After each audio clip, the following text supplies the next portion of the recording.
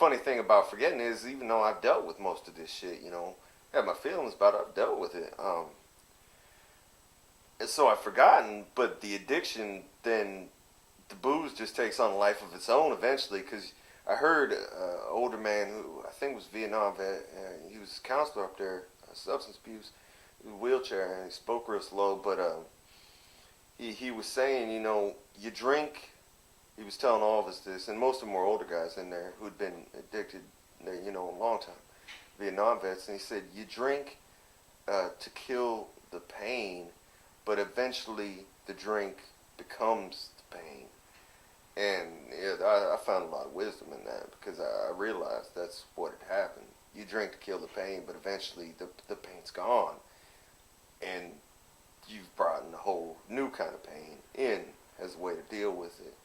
And that always stuck with me, especially looking at those older Vietnam vets. That shit breaks my fucking heart. Like, seeing those guys and everything that they went through when they were my age, and then everything that they've had to go through since then, and it's just real fucking heartbreaking. It really is. It makes you sad. And, I work, with a lot of severely injured vets up at the VA and stuff, and that's real tough, too. Like, some days I do just want to go fucking get wasted. Because I think I'm never going to change the type of work that I do, probably. I'm always going to try to help people in some capacity. I mean, maybe I'll get a little smarter about it and not be so front line with it when I'm older. But I do tend to empathize pretty well. And I take that shit, like, into myself. And then it does cause more pain for me. But it's also very good for them because something about this project, too. And I heard a man say it once, and it stuck with me as well. It's something about, as a society, we need to take other people's pain on. Because when we take their pain on, whether by listening to them or, relating to them, usually listening to them, we are taking some of that out because they've let it go from themselves, so it's not building up in them quite as much. And you've taken just a small, small piece. And that as a society, he was saying that we have a responsibility to do that shit for each other because it's really, if we all took on each other's pain, there wouldn't be so much pain because it's divided up. It's not localized and specialized like it very much is in the country, with the military, in the world. I think oftentimes too, when a person tries to talk about it, once you get shut down once, especially when you're in that thing, that's how that kind of thing builds, too. The masculinity thing, there's a whole conversation about that, because, like, you get out and the feeling thing, too. When I first, after the car wreck and everything, and I was digesting, and I was on a lot of painkillers, and I was still back home, came to Portland, yet I was in Wyoming, and I had talked to a social worker at the real small VA clinic they had there, and he handed me this sheet of paper, and he had all these questions on there about how I felt, and, if I felt bad or whatever.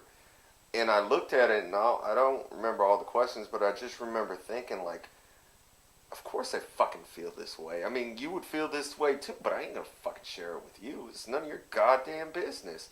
And that's the way you're trained, and that's the way you operate. So I just, threw the paper down and walked out. I was like, this. And it didn't occur to me too much later until I was here and I was drinking and I was doing everything. I walked in for my primary care appointment one day, just, normal checkup or whatever. And I told the doc, I was like, I'm just, I really, I need to talk to somebody. And it kind of pissed me off with her, too, because I felt like she was acting like I was trying to game the system or something, like, get connection. I was like, no, I just don't go out. I'm not normal. I drink by myself a lot, and I don't have, friends or whatever, and I don't trust people. And I just want to talk to somebody. I don't want money. I just want to talk to somebody and help me work this shit out.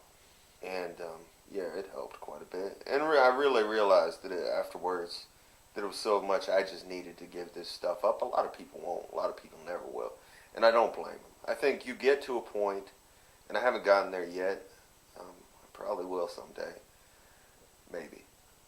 But you get to a point where you're so full and it's so much, you're not able to open up. I think it's just there's different kind of levels or flows to this thing. I've kind of gone through the first one where I had a fair bit, but it wasn't enough to break me, or it wasn't enough not just to break me, but to where I had to keep it in so it wouldn't break me. Because if I let it go, then it would break me.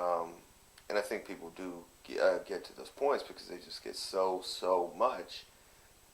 It's just too much. I think maybe, in some ways for me anyway, I think, the going to trying to do this work in the Sudan or whatever it is that I do with my life, and it'll probably be, hopefully, in some difficult places and difficult situations.